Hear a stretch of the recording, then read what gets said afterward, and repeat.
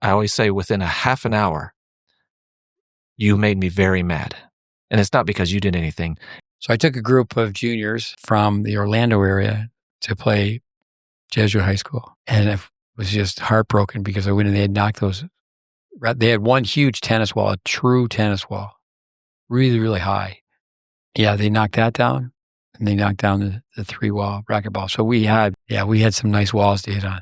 Well, so that's what led me to meeting you. So, back to hitting the wall, wherever I went, I would look for a movie theater or a grocery store, and I'd find a big, cinder block brick wall, and, in the back with a lot of, asphalt or parking lot or whatever it is. And everywhere I went, I'd find a wall I could hit on. Well, at that tournament, I had them right there in those racquetball courts. It was perfect. So I was spending a lot of time there. And I think the day I met you, it was a rain day, if I remember correctly. So nobody was there, but I knew the walls were there. So I came out and I was hitting on the wall, probably serving in the wall, things like that, volleying on the wall in the rain. And I think you sent out Roberto Calla.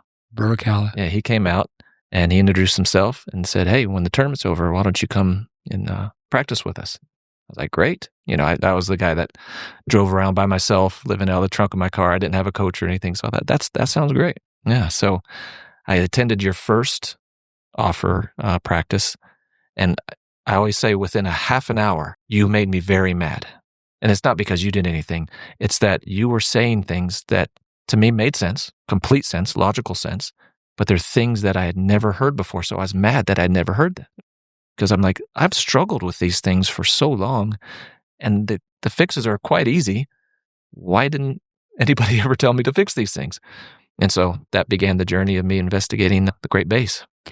No, I remember you were injured and you said, well, if you could just hit at least 45 minutes on the right side, being right-handed, and then we'll have you on film. We can break down your game, get someone essential strokes from 3 angles, film someone rallying, playing points. And then I said, well, then we'll start teaching you with your opposite hand. Yeah, so I'd actually already started trying to serve left-handed because I had a injury some years before that when I was trying to, I went on the tour twice to try to get through, and I hurt my shoulder the first time. And I tried to serve lefty and keep playing so I could give my right shoulder, time to heal. It actually was decent, but it wasn't going to do any good trying to play pro, opponents. So when you suggested left hand, I thought, oh, this is great. I've already started the serve a little bit. And so we just started doing everything left-handed. And now I can do both sides every shot. No, you play tennis so well with your opposite hand. I would say you play 5-5 tennis with your left hand. Okay. And I can remember teenage boys playing you and they'd be so upset, their ego. I'm losing to this guy. He's playing with his opposite hand. I go, but he's the same guy. He's athletic. He's at the net. He's calm. He's cool. He's collected. He's the same guy. He's just hitting the ball left-handed. But their ego would be shattered. So after making the changes, tell us about going back to play.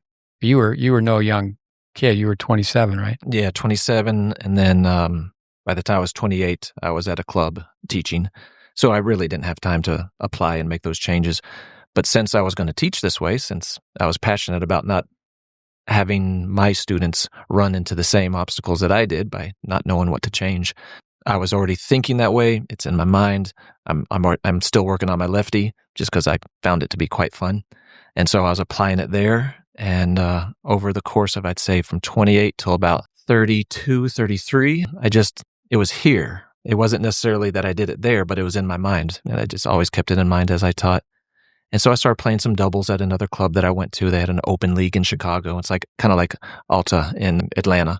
Among the teaching pros, you could play right-handed or left-handed. Yeah. And so it was a really high-level league, and we played doubles. And so I'd started doing that some, and I was like, okay, well, these skill sets are starting to make a difference. And after a couple years of that, I decided, all right, let me see what it feels like in singles. It had been a long time since I played singles, and it was kind of like a switch went off. So I went and played my first tournament in singles. It was a money tournament in Chicago. I think it was at the East Bank.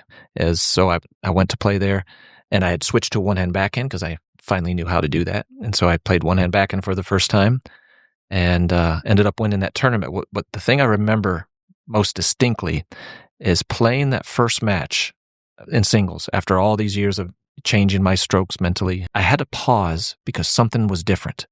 And not just the strokes. And I was trying to figure it out. And I finally figured out it's that I was able to think 2 and 3 shots ahead, and I'd never done that.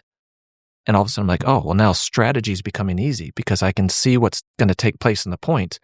And the key factor for allowing me to do that was that I wasn't worried about every shot I hit. I realized that until GreatBase, every shot I hit, I had to focus on because you never know if you're going to make it. Well, my technique had become so refined that I knew I was going to make it. It wasn't a thought. It wasn't a concern. I knew when I went to hit a ball, I knew it was going to go over there, so I can go ahead and think about what I was going to do next and next.